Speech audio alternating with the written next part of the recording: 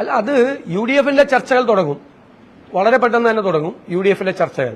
കോൺഗ്രസിന്റെ മുഖ്യമന്ത്രി സ്ഥാനം തീരുമാനിക്കേണ്ടത് കോൺഗ്രസ് ഹൈക്കമാൻഡാണ്. അതിലൊരു നടപടിക്രമമുണ്ട്.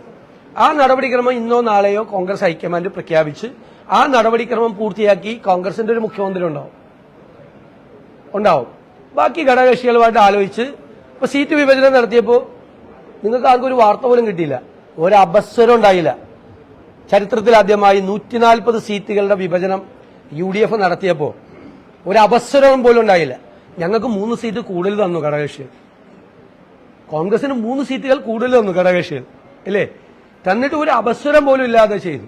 എല്ലാവരും വർക്ക് ചെയ്തു. ചില കോൺഗ്രസ് സ്ഥാനാർത്ഥികളിലേക്ക് ചില ഘടകകക്ഷികൾ അങ്ങ് ഏറ്റെടുത്തു. ഞങ്ങളുടെ പ്രവർത്തകരെക്കാൾ കൂടുതൽ ആവേശത്തിൽ അവർ വർക്ക് ചെയ്തു പല സ്ഥലത്തും. ഘടകകക്ഷികൾ മത്സരിച്ച സ്ഥലത്ത് കോൺഗ്രസ് പ്രവർത്തകരെ അവരെ ചുമലിലേറ്റിതേയിരിക്കുന്നു.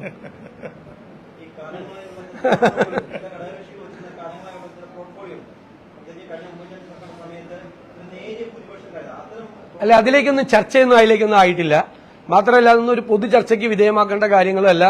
UDF വളരെ ഭംഗിയായി അക്കാര്യങ്ങളെല്ലാം ചർച്ച ചെയ്ത് ഗംഭീരമായിട്ട് തീരുമാനിക്കും.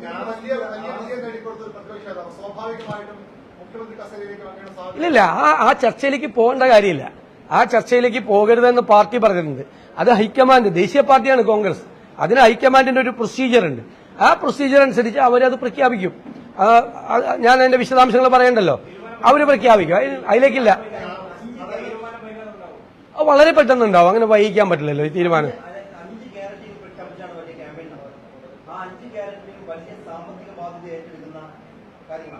അപ്പോൾ സ്വാഭാവികമായി വളരെ പെട്ടെന്ന് സർക്കാർ റൂളിംഗ് നടന്നു കഴിഞ്ഞാൽ വളരെ ക്യാബിനറ്റ് ആ തീരുമാനം ഉണ്ടാവും. താങ്കൾ തന്നെ പല പ്രാവശ്യം പറഞ്ഞു.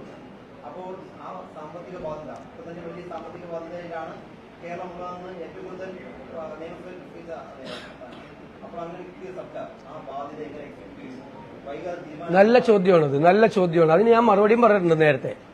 പൂച്ച പെറ്റി കിടക്കുന്ന ഖജനാവാണ് ഞങ്ങളിലേക്ക് കൈമാറുന്നത് അവര്, ആണല്ലോ. ആ ഖജനാവിനെ ശക്തമായ സാമ്പത്തിക നടപടികളിലൂടെ, മികച്ച ഫിനാൻസ് മാനേജ്മെന്റിലൂടെ, ആസൂത്രണ മികവാർന്ന നികുതി ഭരണത്തിലൂടെ ഖജനാവിന്റെ ചോർച്ച അടച്ച് സമ്പദ് വ്യവസ്ഥയെ ഉത്തേജിപ്പിച്ച് പൂച്ച പെറ്റികിടക്കുന്ന ഖജനാവ് ഞങ്ങൾ നിറയ്ക്കും. സംശയമൊന്നും വേണ്ട, റിസൾട്ട് ഉണ്ടാകും. അല്ലല്ല, അതൊക്കെ ഇതിന്റെ കൂടെ നടന്നു പോകും, റിസൾട്ട് ഉണ്ടാവും.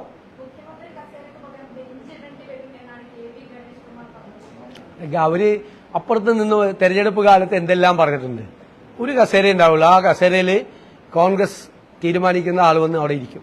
അൽ സലാമ ഐ ഹോസ്പിറ്റൽ സേവനത്തിന്റെ 20ാം വർഷത്തിലേക്ക് 21 ലക്ഷത്തോളം സന്തുഷ്ടരായ ഉപഭോക്താക്കളും 2 ലക്ഷത്തോളം തിമിര ശസ്ത്രക്രിയകളും പൂർത്തിയാക്കിയ മലബാറിലെ ഏക കണ്ണാശുപത്രി. ലോകോത്തര നിലവാരമുള്ള ചികിത്സാ സംവിധാനങ്ങൾ, തിമിര ശസ്ത്രക്രിയ, ഗ്ലൂക്കോമ, റെറ്റിന വിഭാഗം, കോർണിയ, ലേസർ ചികിത്സാ വിഭാഗം, contact lens clinic, optical, pharmacy, lab തുടങ്ങി നൂതന സാങ്കേതിക വിദ്യ ഒരുക്കിയുള്ള എല്ലാ നേത്രരോഗ ചികിത്സാ സൗകര്യങ്ങളും വിദഗ്ധരായ ഡോക്ടർമാരുടെ മേൽനോട്ടത്തിൽ. Al Salama eye hospital, hospital road, Perinthalmanna.